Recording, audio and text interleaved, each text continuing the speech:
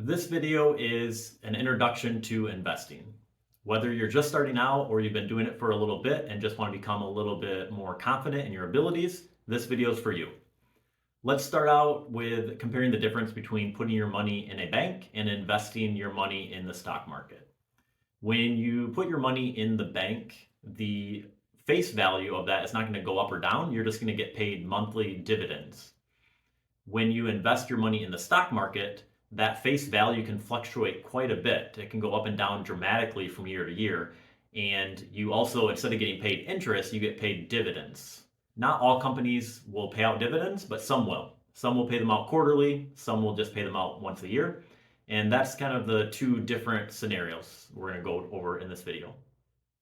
It may seem that having your money in the bank is a better way to go, since you're never going to lose money. But you have to remember about inflation. If the interest that the bank is paying you is lower than the inflation rate, then even though your face value is not going up or down, the purchasing power, the money, the stuff that you can buy, the goods and services, your purchasing power is decreasing because things become more expensive faster than what the interest that the bank is paying you.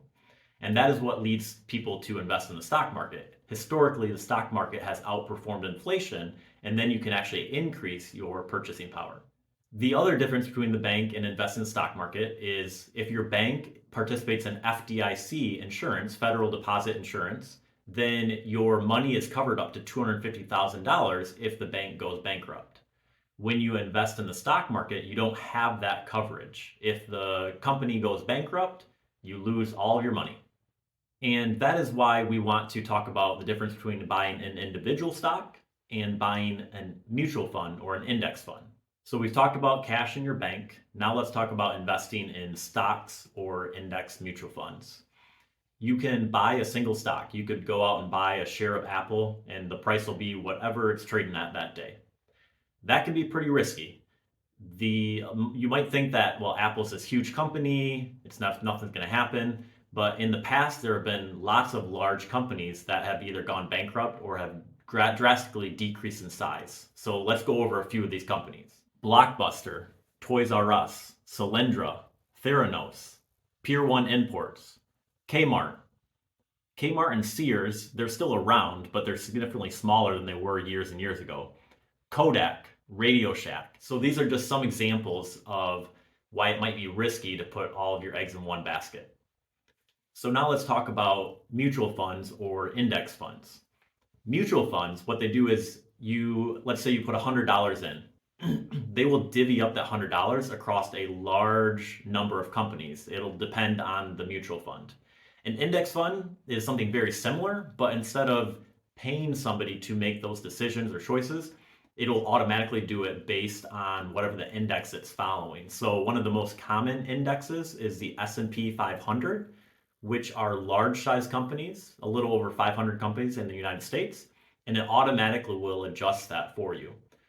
So for example, in that scenario, if you put $100 into the S&P 500 index, then of that $100, they're going to take about $7 and put that into Apple stock. They're going to take about $6 and put that into Microsoft. They're going to take about $2.60 and put that into Amazon, almost $2 into NVIDIA, $1.79 into Google, etc., etc. And what that does is if one of those companies goes bankrupt, well, now you still have all these other companies that you're still invested in and part owner of those companies to help balance it out and diversify your risk. If you couldn't tell, I like index funds a little bit better than mutual funds because they usually are a lot cheaper. The expense ratio is a lot less, and it just automatically distributes it across those indexes instead of paying somebody to handpick which companies they think are going to do better or worse. If you look at the history of index funds versus mutual funds, year to year, over about 85-90% of index funds do better than mutual funds. And so only about 10, maybe a little bit more than 10% of mutual funds do better than index funds. But year to year to year, those mutual funds that outperform the index switch. So just because your mutual fund outperformed this year, the chances that's going to outperform next year and the year after is lower and lower every year. The next thing we want to talk about is what is the difference between a Roth account and a traditional account. So when you are talking about retirement accounts, there's usually two different options. You have a Roth and a traditional option.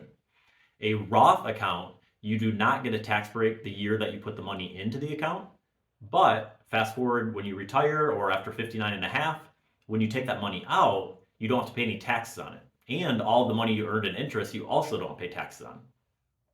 A traditional retirement account is kind of the opposite of a Roth account. You do get a tax deduction or a tax break the year that you put your money in, so you don't pay as many taxes. And then you let that grow and grow and grow down the road, retirement, 59 and a half. Now, when you take that money out, you do have to pay taxes on all of that money. So now you might be asking yourself, well, which one should I do? Should I do the Roth or should I do the traditional? And there's a couple of different factors you could think about. Usually, for people that are younger, they have a lot longer time period for that money to compound. And so Roth is going to probably be the better option. And also, if somebody's in a lower tax bracket, if you're 24% or less, then it probably is better to do the Roth versus the traditional. And then vice versa. If somebody is older, let's say they're only 5, 6, 7 years away from retirement, well, they might want to choose the traditional option because then they'll save the tax break right now and they don't have as many years for that money to compound. The other thing to think about, if somebody's in the 32, 35, 37% tax bracket, well, now their taxes are a lot higher. And so they might actually choose, even if they're younger, they might choose to put that money into the traditional account to get the tax break now, thinking that down the road at retirement, when they take it out, their tax rate is going to be at a lower rate. The last thing to consider is what are our politicians going to do? Are they going to increase tax rates in the future? Are they going to decrease them? Are they going to keep them the same? Nobody knows for sure what they're going to do, but that's just something to think about when you choose which option to. Next, let's touch on some of the different account types. So we talked about retirement accounts. There's many different kinds. There's an IRA, an individual account that you set up on your own. There are 401ks, 403bs. Those are companies usually set up for you. Then if you own your own company, you're your own business owner, then you might set up a solo 401k or a SEP IRA. There are some simple IRAs out there as well. Next, there is a brokerage account. A brokerage account is a non-retirement account, and just think of it kind of like a bank account, but you're able to invest inside of it. This doesn't really get you any special tax advantages like Roth or traditional accounts do, but it is another way to grow your money because the retirement accounts, they are all capped at a certain amount. The IRS sets a limit on how much you can contribute per year for those accounts. And then there's also some specialty accounts. So there are HSA, health savings accounts. A lot of people don't know that you can actually invest that money if you choose to, so that's another option. There are also UTMA accounts, which you can set up for your kids if you want to. You are the custodian, but your kid is the owner. So you do want to make sure that you teach your kid, because once they turn the age of majority in your state, so 18 or 21 usually, then that money all becomes theirs and you have no control of it. And then also 529s are for educational purposes. So it used to be college, but now you can do it in K through 12 as well. And think of a 529 similar to a Roth account where all the money that grows, if you use it for school education purposes, then you don't pay taxes on all those gains. And I briefly touched on this before, but one thing you want to consider when choosing index funds or mutual funds is you want to know what you're paying to invest. So that would be called the expense ratio. And so all index funds or mutual funds are going to have an expense ratio. I really like Vanguard, Fidelity, Charles Schwab, as those are some of the three large companies in the United States that have very low cost index funds and low cost mutual funds. Think of it this way. If the Vanguard Total Stock Market Index Fund charges 0.04% and there's another mutual fund out there that is charging 1%, that's going to be about 25 times more expensive for that mutual fund versus the index fund. And so if you think about a gallon of milk costing $4, would you rather pay $4 for a gallon of milk or would you rather pay $100? I think that is pretty obvious in my opinion. The next thing I want to go over was consistency. Whatever you choose to invest in or which account you choose to invest in, you want to make sure that you stay consistent. Consistency is key.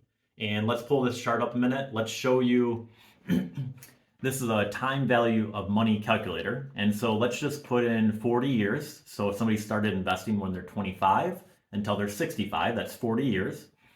Let's say they're starting with $0. I put an interest rate of 9%. Over the last 100 years, the S&P 500 has made around 10% per year, but I like to be a little conservative, so I'll put in 9%.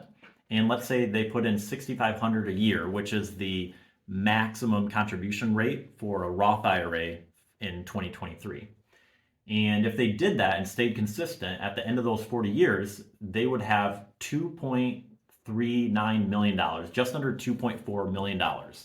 And obviously, $2.4 million 40 years from now is not going to be able to buy nearly as much as $2.4 million can now. So you do have to kind of think about inflation when you are thinking about that. But you can see that time value of money definitely can pay off big time. So I hope going over some of these investment basics has helped and got you excited on what you can have your money do for you and have your money start working for you so you don't have to work as hard for your money. And so I'll leave you with one of my favorite Warren Buffett quotes where he says, one of the best investments you can make is investing in yourself. So I would challenge you to maybe read some more books, listen to some more podcasts, learn a new skill, do something so that you are continually improving your life and investing in yourself, as well as using your money to invest.